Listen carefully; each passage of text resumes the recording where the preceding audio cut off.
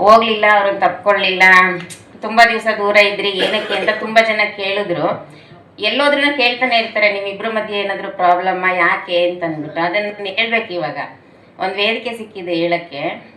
ನಮ್ಮದು ಹಿಂದೂ ಸಂಸ್ಕೃತಿನಲ್ಲಿ ಮಿಲ್ಟ್ರಿಗೆ ಹೋಗಿರ್ತಾರೆ 1 ವರ್ಷ 2 ವರ್ಷ, ಕೆಲವರು 5 ವರ್ಷ ಬಿಟ್ಟು ಬರ್ತಾರೆ.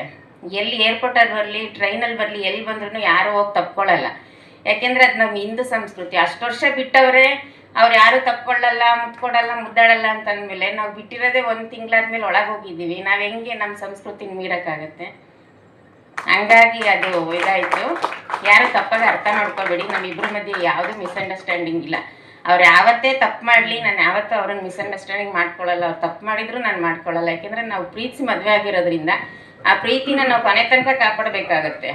ನಮಗೆ ಮಗು ಇರುತ್ತೆ, ಮಗು ಮುಂದೆ ನಾವು ಅವ್ರನ್ನ ದ್ವೇಷ ಮಾಡೋಕ್ಕಾಗಲ್ಲ, ಮಾತಾಡೋಕ್ಕಾಗಲ್ಲ. ಮಗು ಆದಮೇಲೆ ನಾವು ಯಾವತ್ತೂ ಬೇರೆ ಆಗೋಕ್ಕೂ ಆಗಲ್ಲ. ಯಾಕೆಂದರೆ ಮಕ್ಕಳಿಗೋಸ್ಕರನೇ ನಾವು ಬದುಕಬೇಕು ಮಗು ಆದಮೇಲೆ.